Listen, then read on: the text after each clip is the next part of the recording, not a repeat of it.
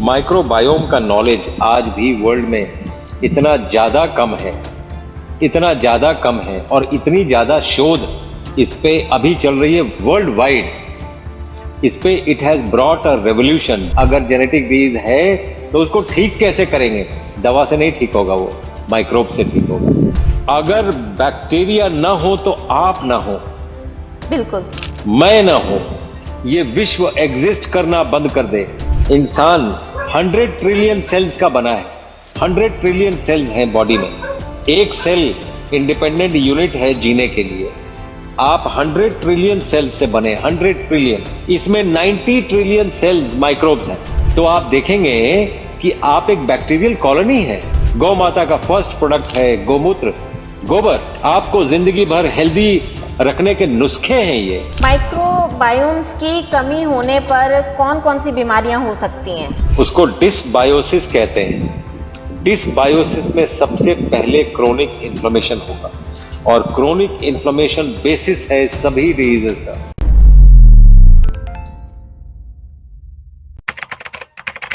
नमस्कार, D5 channel Hindi देख रहे दर्शकों का मैं वंदना स्वागत करती हूँ। आज एक बार फिर हम जुड़े हैं डॉक्टर अवधेश पांडे जी से। डॉक्टर अवधेश, आपका बहुत बहुत स्वागत है हमारे इस प्रोग्राम में। थैंक यू वंदना जी। आपका प्यार, आपका ये दुलार और आपके चैनल का आभार, ये तीनों उम्र भर बना रहे। हम तो यही प्रयास करेंगे। Thank you for calling me to your channel ji. Doctor Awadhesh, आज हम बात करेंगे माइक्रोबायोम्स की, जिसके बारे में बहुत कम लोगों को पता है, वो पहचान ही नहीं पाते हैं। माइक्रोबायोम्स क्या हैं, इसकी कमी से शरीर में कौन कौन सी बीमारियां होती हैं और इसे कैसे दूर किया जा सकता है, आज हम इसी विषय पर बात करेंगे। तो आप हमें ये बताइए कि माइक्रोबायोम्स होता क्या है? आपने एक बड़ा जटिल प्रश्न पूछ लिया है। इनफैक्ट जितने डॉक्टर्स हमें सुन रहे हैं, and I am sure doctors हमें सुन रहे होंगे, बिकॉज माइक्रोबायोम का नॉलेज आज भी वर्ल्ड में इतना ज्यादा कम है, इतना ज्यादा कम है और इतनी ज्यादा शोध इस पे अभी चल रही है वर्ल्ड वाइड। इस पे it has brought a revolution. जितना एपीजेनेटिक्स आप जानते हैं, ये पूरा माइक्रोबायोम का देन है। जितना एपीजेनेटिक्स, अब आजकल कोई जेनेटिक्स की बात नहीं करता है, जेनेटिक डिजीज की बात नहीं करता है, एपीजेनेटिक्स की बात करता है कि अगर जेनेटिक डिजीज है तो उसको ठीक कैसे करेंगे? दवा से नहीं ठीक होगा, वो माइक्रोब से ठीक होगा। तो आपने एक ऐसा प्रश्न पूछ लिया है, माइक्रोबायोम क्या है, जिसको डिफाइन करते करते ये आपका प्रोग्राम खत्म हो जाएगा। लेकिन मैं ट्राई करूंगा इसमें जस्टिस करने का, ताकि लोगों तक सही इंफॉर्मेशन पहुंचे और इतना सरल होके पहुंचे कि वो अपने घर पे इसको कर पाए और अपने जीवन में सुधार ला पाए। आपको लगता है बैक्टीरिया अच्छे हैं कि बुरे हैं? अगर मैं आपसे पूछूं तो आपको क्या लगता है, बैक्टीरिया अच्छे हैं कि बुरे हैं? बैक्टीरिया अगर एक अगर बार मैं आपसे दिमाग में पूछूं आता है तो बुरा ही आता है। अच्छे बैक्टीरिया भी होते हैं पर वो बहुत कम मात्रा में होते हैं, ये सुना है अब तक हमने। हाँ, तो इस नॉलेज को ठीक रिवर्स कर लीजिए। गुड बैक्टीरिया यानी कि? अगर बैक्टीरिया ना हो तो आप ना हो, बिल्कुल, मैं ना हूं, ये विश्व एग्जिस्ट करना बंद कर दे। ये धरती माँ कुछ उगाना बंद कर दें, जो आजकल बंद कर रही हैं, क्योंकि हमने इतने पेस्टिसाइड्स डाल दिए कि हमने सॉइल के माइक्रोब्स को मार दिए, और ये सोच के कि सॉइल रिच हो रहा है, सॉइल पुअर हो गया। पूरे विश्व में ये प्रॉब्लम इसलिए आई है कि हमने अपने नॉलेज सिस्टम को अपग्रेड नहीं किया और भारतीयता की तरफ नहीं आए। अगर भारतीयता की तरफ आप आते तो आपको ये नॉलेज सिस्टम भारतीय होने से मिल जाता। लेकिन आजकल भारतीय भी अंग्रेज बनना चाहते हैं, तो उनको इंग्लिश में बात करना है। लेकिन अब इंग्लिश वाले भी समझ रहे हैं कि माइक्रोब्स का बेनिफिट क्या है। क्यों मैं भारतीय बोल रहा हूं वो मैं आऊंगा, आप मुझे याद दिलाइएगा। गौमूत्र और गोबर की बात होगी इसमें। लेकिन माइक्रोब्स को समझने के लिए आपकी पूजा पद्धति कोई भी हो, आपकी पूजा पद्धति कोई भी हो, मैं आपसे एक प्रश्न पूछना चाहता हूं। जो चर्च है उसमें गॉड होते हैं क्या? मस्जिद में अल्लाह है क्या? नहीं। मंदिर में भगवान है क्या? नहीं, सिर्फ मूर्ति होती है। हाँ, गुरुद्वारे में वाहे गुरु किसको लास्ट टाइम मिले थे? मेरे कहने का मतलब ये है कि ये सभी चीजें आपके अंदर हैं, आप बाहर कहाँ ढूंढ रहे हैं? पर ये जरूर है और कि जो अगर हम अंदर मंदिर है, जाते हैं तो वहां पॉजिटिविटी मिलती है। Yes, that is frequency. मैं ये बोल रहा हूं, मैं जस्ट आपको शो करना चाह रहा हूं कि आपकी पूजा पद्धति कोई भी हो, जिस भगवान, जिस अल्लाह, जिस जीसस क्राइस्ट या जिस ब्रह्मा विष्णु महेश को आप ढूंढ रहे हैं, मैं आपके अंदर दिखाता हूं। यथा पिंडे तथा ब्रह्मांडे, आपको दिखाता हूं मैं कैसे। जीवन शुरू कैसे हुआ? पहला सांस लेके और ये चिल्ला के, क्योंकि बच्चा चिल्लाता है, अगर वो चिल्लाता नहीं है तो मेंटली रिटार्डेड हो जाता है, वो आपको एज अ मदर भी पता होगा। एनीवे बच्चा जब मदर की बर्थ पैसेज से निकला तो कुछ काली काली सी चीजें वो उसके मुंह में वो स्वॉलो भी कर लेता है, उसके चेहरे पे लगी भी होती है, उसके पूरी बॉडी पे लगी होती है। ये यही माइक्रोब्स हैं जो उसका जीवन शुरू करती हैं। पहली सांस से ब्रह्मा लाइफ हैज स्टार्टेड। यही माइक्रोब्स उसको उम्र भर पालते हैं। विष्णु उम्र भर यही माइक्रोब्स पालते हैं उसको। और यही माइक्रोब्स जब डेथ हो जाती है तो कोई भी चीज अगर डेड बॉडी उठाई नहीं गई या पक्षियों ने ये नहीं किया तो अपने अंदर से यही माइक्रोब्स निकल के इस बॉडी को पंच तत्व में मिला देते हैं। महेश, आपको ब्रह्मा विष्णु महेश तीनों दिखा दिए मैंने माइक्रोब्स में। जी। जब मैं माइक्रोब्स कहता हूं तो माइक्रोब्स सिर्फ बैक्टीरिया नहीं है। Bacteria, virus, protozoa, yeast, Mucor, जो ब्लैक फंगस की बात कर रहे थे वो भी माइक्रोब है। ये सब कुछ आपके शरीर के अंदर है, बाहर मत ढूंढिए। और इसका एक परफेक्ट बैलेंस होना बहुत जरूरी है। आप देखें, इंसान 100 ट्रिलियन सेल्स का बना है। 100 ट्रिलियन सेल्स हैं बॉडी में। एक सेल इंडिपेंडेंट यूनिट है जीने के लिए। आप 100 ट्रिलियन सेल्स से बने, 100 ट्रिलियन। इसमें 90 ट्रिलियन सेल्स माइक्रोब्स हैं और सिर्फ 10 ट्रिलियन ह्यूमन सेल्स हैं। तो आप देखेंगे कि आप एक बैक्टीरियल कॉलोनी है। आप एक कॉलोनी ऑफ बैक्टीरिया है। आप में ह्यूमैनिटी कम, बैक्टीरियानिमिटी ज्यादा है। ये सिर्फ मेरे आप में नहीं, सब में है। और ज्यादातर यही माइक्रोब्स है। आप 23,000 जीन्स लेके पैदा होते हैं। मदर और फादर से जो जीन्स आते हैं, पूरे ह्यूमन बॉडी में 23,000 जीन्स है। 23,000 जीन्स लेके पैदा हुए आप, और आपको मिल जाते हैं 2 मिलियन जीन्स। 2 मिलियन अलग से जीन्स मिल जाते हैं जो इस 23,000 को मॉड्यूलेट करते हैं। कौन सा जीन एक्सप्रेशन में आएगा, कौन सा जीन नहीं आएगा, ये जीन्स नहीं तय करते हैं, ये माइक्रोब्स तय करते हैं। एपीजेनेटिक्स, मैंने आपको बहुत इजीली समझा दिया इसको। इसको जी। समझने के लिए लोग पता नहीं एमएससी एपीजेनेटिक्स और पता नहीं क्या क्या करते हैं। जी। एक और तरीके से मैं समझाऊं कि ये जो, मान लीजिए जीन्स में कोई डिफेक्ट है, तो जीन्स में डिफेक्ट, जेनेटिक डिफेक्ट कहते हैं उसको। जीन्स में डिफेक्ट है तो ट्रीटमेंट क्या है, वो बोलते हैं जेनेटिक इंजीनियरिंग से हम वो जीन ही बदल देंगे। ये बॉडी न्यूटोनियन फिजिक्स पे चलती नहीं है। इसलिए ये जितने भी एक्सपेरिमेंट्स हुए हैं आज तक बहुत सक्सेसफुल नहीं हुए हैं। आगे हों तो मैं बोल नहीं सकता हूं, लेकिन आपके पास एक इजी वे आउट क्या है? आप इन जीन्स को, अगर जीन्स में है भी, वो कभी बॉडी में ना आए, इसके लिए माइक्रोब्स अपना ठीक कर लीजिए। माइक्रोब्स उसको आने नहीं देंगे। इसको समझने के लिए आपके पास एक बीज है। बीज एक पूरा का पूरा, इसमें ब्लूप्रिंट है पेड़ बनने का। इसमें आपको अंदर से कुछ नहीं करना है। जी।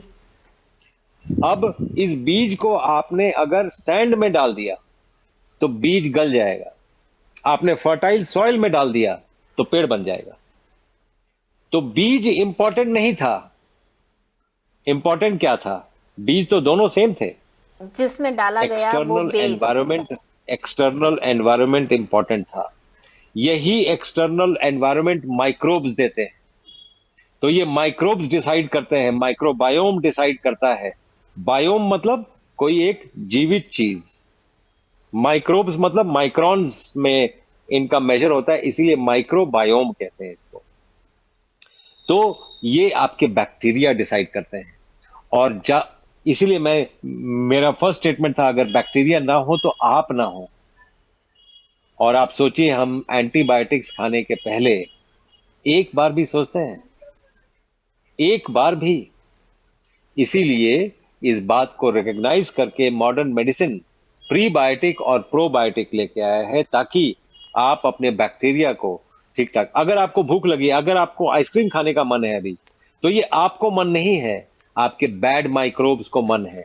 जितनी भी गलत चीजें करने के लिए अगर मन करता है, ये आपके बैक्टीरिया करवा रहे हैं। इसीलिए जो आपका, अगर आप माइक्रोब्स चेंज करना चाहते हैं अपना, तो आप डैप डाइट पे आ जाइए, आपके माइक्रोब्स चेंज हो जाएंगे और आप हेल्दी हो जाएंगे। और यही बैक्टीरिया आपको हेल्दी रखने में पूरी उम्र काम करेंगे। वो क्यों होगा? क्योंकि माइक्रोब्स का फूड सेल्यूलोज है, फाइबर है।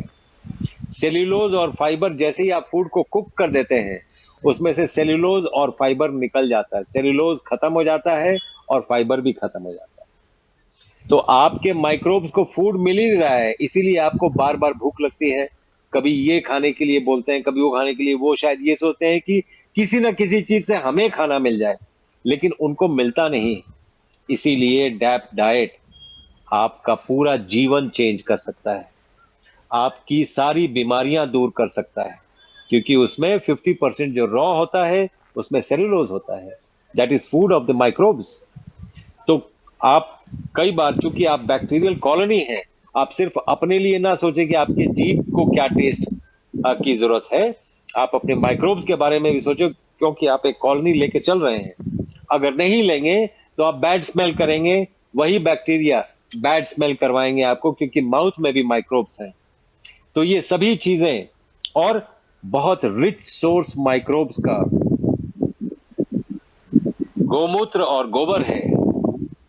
जिन लोगों को लगता है कि गोमूत्र और गोबर स्टुपिडिटी है, उनको माइक्रोबायोम का फंडा ही नहीं, उनको फंडा ही नहीं। इसीलिए गोईठे पे जब तक हम खाना बनाते थे, तब तक हमें B12 की डिफिशियंसी नहीं होती थी। आप देखेंगे कि गौ माता के पास आपको वापस आना पड़ेगा। एक टाइम आएगा जब आपको गौ माता से, और गौ माता में हम इतने सेल्फिश लोग हैं, हम अपना स्वार्थ देखते हैं। दूध, आपको सिर्फ दूध दिखता है। गौ माता का फर्स्ट प्रोडक्ट है गोमूत्र, गोबर। आपको जिंदगी भर हेल्दी रखने के नुस्खे हैं ये। मेरे कहने का मतलब ये है कि इन सभी चीजों पे आपको वापस आना पड़ेगा। इसीलिए मेरा फर्स्ट स्टेटमेंट था कि आप भारतीय बन जाइए, हेल्थ ठीक रहेगा आपका। जी। तो ये कहानी थी माइक्रोब्स की, माइक्रोबायोम की। 90% आपकी बॉडी माइक्रोब्स है और 10% ह्यूमन सेल्स है। जी। माइक्रोबायोम्स की कमी होने पर कौन कौन सी बीमारियां हो सकती हैं? उसको डिसबायोसिस कहते हैं। डिसबायोसिस में सबसे पहले क्रोनिक इन्फ्लेमेशन होगा, और क्रोनिक इन्फ्लेमेशन बेसिस है सभी डिजीजेस का। वो सेल्स इन्फ्लेम्ड हो जाएंगे। दूसरी बात यह है कि माइक्रोब्स की कमी होगी, आप कोई भी फूड डाइजेस्ट नहीं कर पाएंगे। दिमाग ठीक नहीं रहेगा, बिकॉज जो आपका डोज हार्मोन्स हैं, डोज से डोपामीन, ऑक्सीटोसिन, सेरोटोनिन और एंडोर्फिन, DOSE, डोज, जो गुड हैप्पी हार्मोन्स हैं ब्रेन के लिए, जो आपको शांत रखते हैं, ये बनते हैं आपके गट में। आपके गट में बनते हैं और ये माइक्रोब्स बनाते हैं।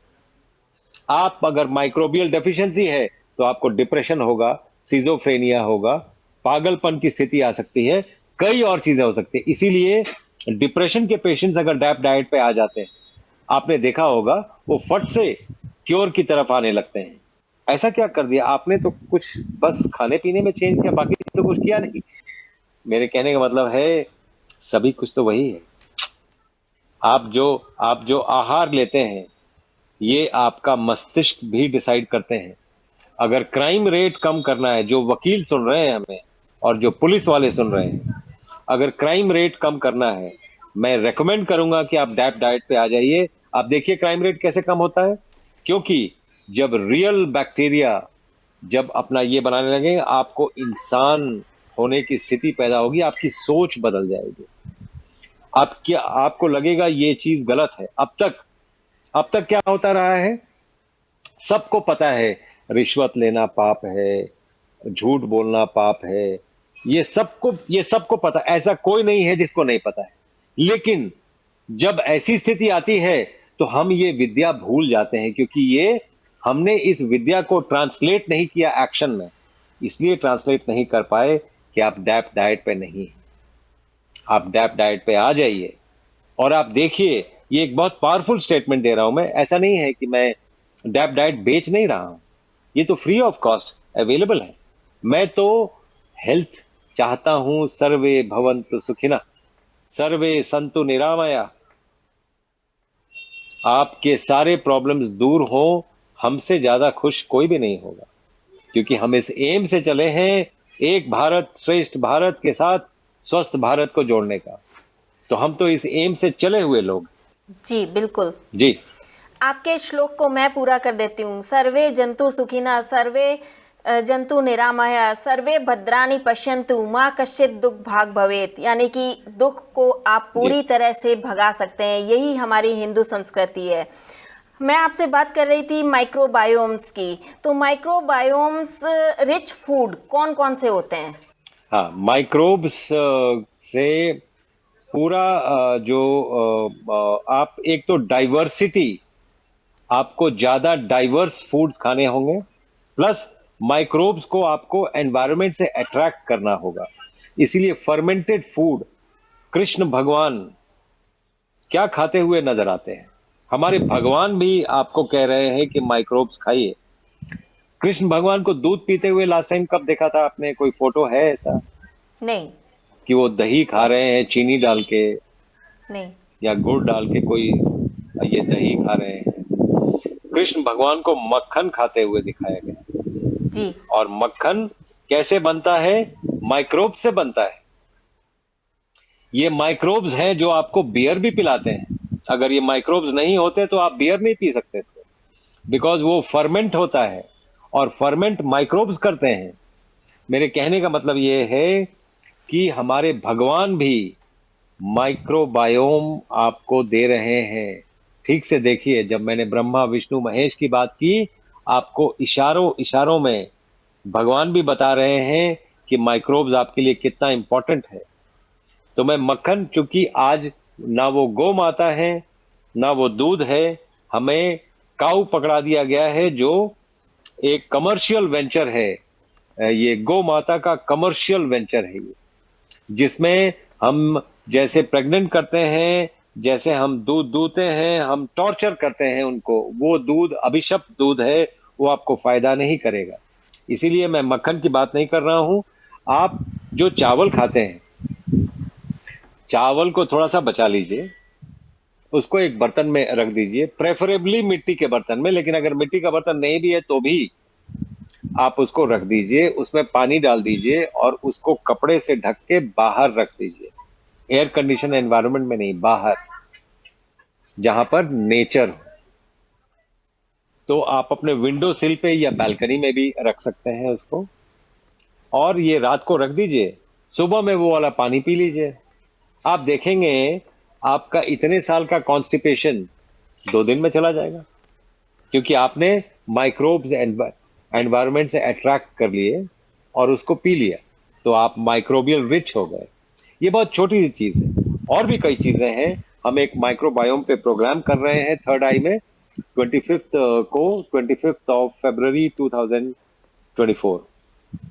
तो ये संडे का दिन है, आप दिन भर थर्ड आई देहरादून सहस्त्रधारा में आके ये प्रोग्राम अटेंड कर सकते हैं। इसमें माइक्रोबायोम कैसे क्या प्रैक्टिकली आपको डेमोन्स्ट्रेट किया जाएगा, प्रैक्टिकली आपको बताया जाएगा कि कैसे माइक्रोब्स को ये बनाना है, कैसे किमची, सावरक्रॉट, ये सब कुछ नाम है, ये आपको फिरंगी नाम ये लग रहे होंगे, ये सब फर्मेंटेड फूड। और फर्मेंटेड फूड का बहुत सिंपल उपाय मैंने आपको बता दिया, आप अपने घर में कर सकते हैं। अगर आप और कुछ नहीं कर रहे हैं तो यही काफी। जी जी डॉक्टर अवधेश, आज आपने हमें स्वस्थ रहने का बहुत ही सरल और सटीक उपाय बताया है। ये उपाय बताने के लिए आपका बहुत बहुत धन्यवाद। थैंक यू, थैंक यू, नमस्ते। अगले एपिसोड में आपसे फिर मुलाकात होगी, तब तक के लिए नमस्कार।